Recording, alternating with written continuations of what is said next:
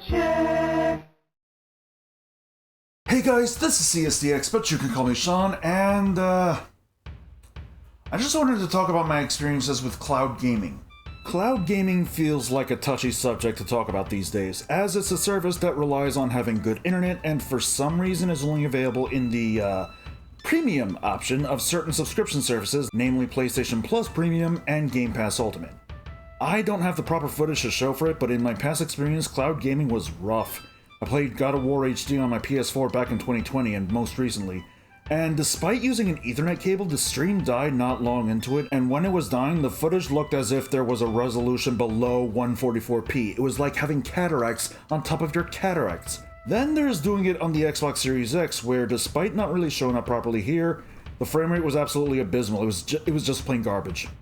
However, a couple nights ago, which is more like maybe about half a week ago at this point, because I wrote the script finished it up 2 days ago and had to adjust it over the past 2 days anyway, I decided to do cloud gaming on my PS5 after seeing the Golden Bolt do his recent video on God of War 2, when he clarified that he did not record it on the PS3, but rather via PS5, via PS Plus Premium. So I thought, hey, maybe it really has improved by now. Now, to clarify, I don't want to just do this on my PS5, but I don't have my Series X anymore due to a couple reasons.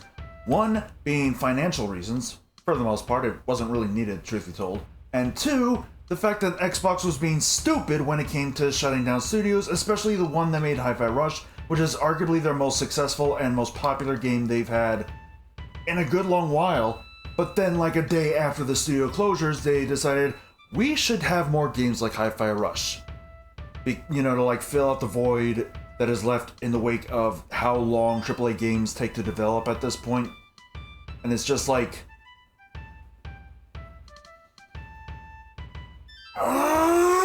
So I went onto CD Keys and got Game Pass Ultimate at a decent discount, and, well, let's start off with PC Cloud, whatever, Xbox Cloud on the PC laptop. I'm a mess.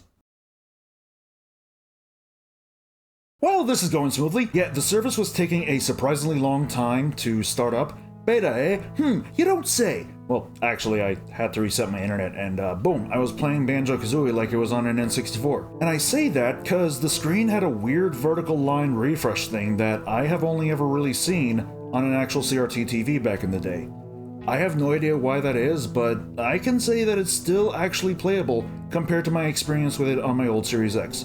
Oh, just to be clear, I'm not going to go by the experience with the Series X for the time being. For all I know, that could have just been an old Ethernet cable on it at the time. And I only get the necessities these days, such as food, rent, and stuff that aren't really necessities. The reason I say this is that as soon as I plugged in my Ethernet cable into my laptop, the line refresh thingy was just plain gone. The games were just as playable, but without the screen artifact. I don't think I'm using the term right. And I actually think this is great to know, and if I ever get a Series X again, I'd be happy to take part in it.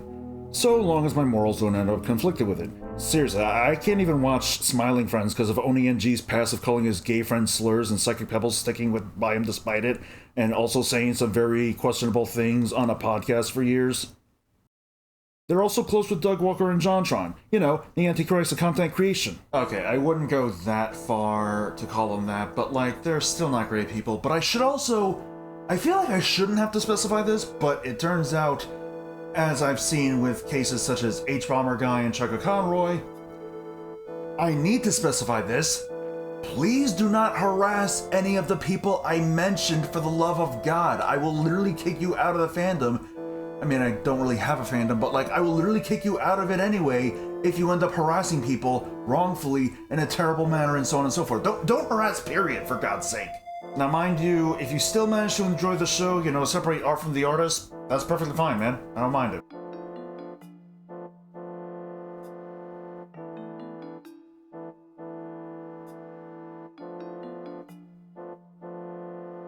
Am I a hypocrite or am I just stupid? Now, let's get to the PS5, shall we? Oh. Oh my god.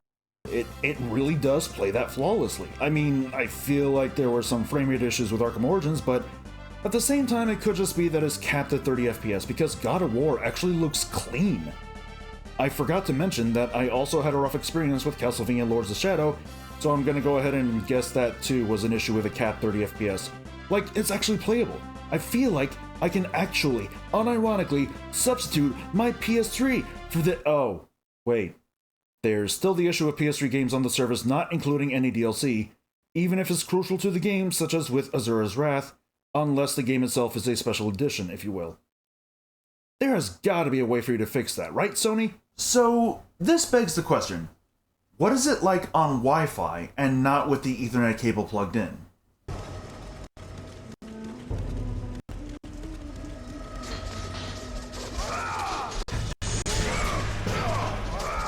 It's awful. Well, that settles that, doesn't it?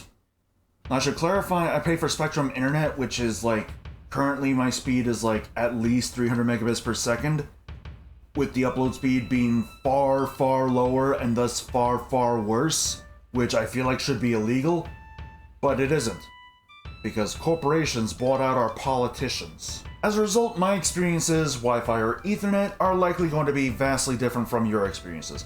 Hell, you guys probably play it on their phones even, right? Let's try and do this on my phone, right? Well, color me stunned. Again, it actually feels playable. What the hell happened since I last tried this?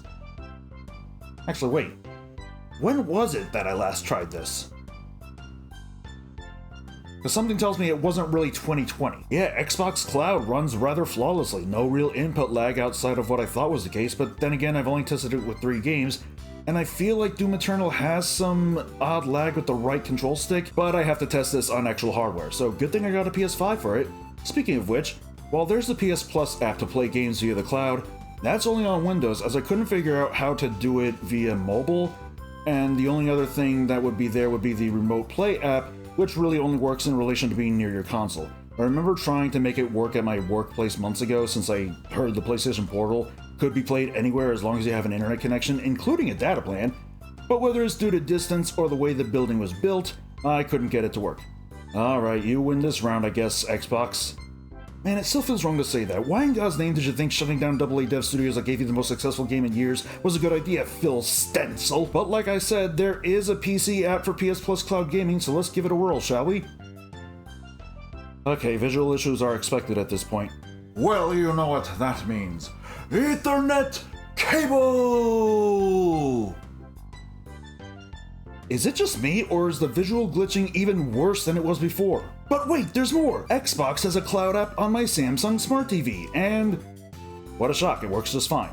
I don't want to test it without the Ethernet cable again. Look, I'm tired, okay? Though I don't think I can use my capture card like this, which is why you're seeing it recorded like this next to my phone, and a very awkward phone stand that I really should have just gotten a proper tripod for that. I've also noticed in all forms of cloud gaming, games like Doom Eternal seem to not be very fit for this due to its fast-paced action and needing a much quicker response time. Remember when I said I'd check on my PS5? Yeah, it was less sensitive about the input, namely, as I mentioned before, the right control stick.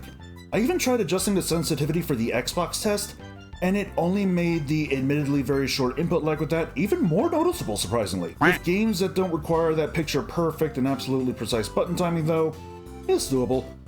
But it just makes me wish I was playing these games on an actual console. It also doesn't help that some Xbox games I bought digitally don't cross over to PC, and thus if I really wanted to for whatever reason, or well, not needed to, I think wanted to is more accurate, I'd have to rebuy them and start all over on a save file in that regard. I'm just still not comfortable with getting a Series X though. Besides, my Moda 360 needs its disc reader repaired. I want to focus on getting that fixed up whenever I'm able to in like 2027. Okay, so I guess each version of cloud gaming has its own perks and of course has its own issues, which I would argue is unavoidable. Some games work great with cloud gaming, others don't. I'm not sure whether this is a situation where it heavily depends on your internet or not. For all I know, my situation with Doom Eternal might not exactly be accurate, for all I know. I don't know, I feel like there's a slight difference with the input lag with the control stick. Right control stick, I should have specified that much. But, yeah, that's pretty much the case with that. But, what about cloud gaming on the Nintendo Switch? Cloud gaming on the Switch always felt pointless to me. Like, the console's entire gimmick is to be able to play home console quality games on the go, and having a game that constantly requires an internet connection on the service, especially if it isn't even a native game, completely defeats the purpose of that. Granted, you can set up a mobile hotspot with your phone to do it that way, but not only does that eat up your phone's battery, but having unlimited data for your mobile hotspot on top of your phone having unlimited data in general is way too expensive to be truly worth it.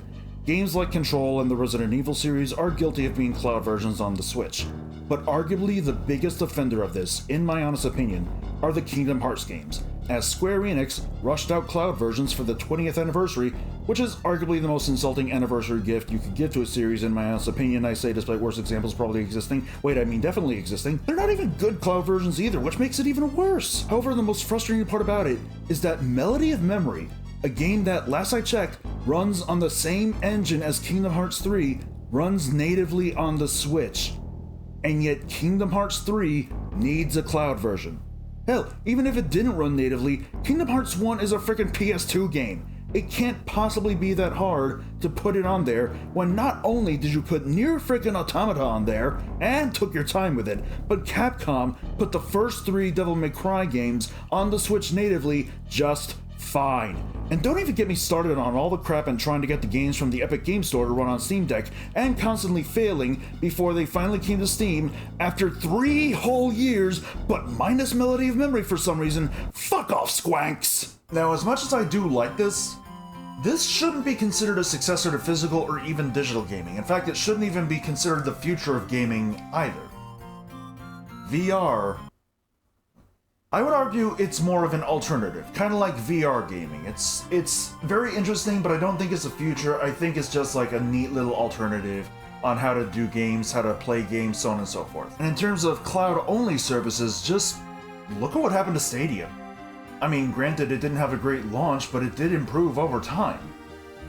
Unfortunately, it wasn't a viable service because of the fact that both people were still wary of the launch issues, and secondly, it was strictly only cloud gaming and not like an alternative to play native games downloaded and whatnot.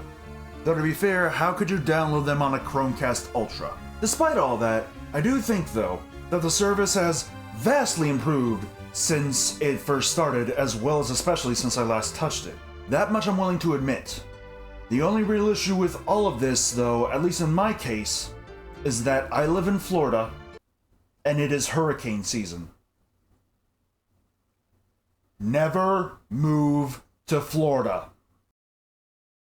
Hey guys, thanks a bunch for watching this all the way through, and if you want to help the channel grow, you can click the like button to show your support, subscribe for more content, click the bell in case you miss an upload, and maybe check out my Patreon if it's up your alley. I also have a gameplay channel where I upload gameplay videos, and it is primarily a streaming channel, mind you, so look forward to that whenever it finally happens. Take care, be safe, Black Lives Matter, love is love, free Palestine, and please remember to stay awesome. See you guys next time.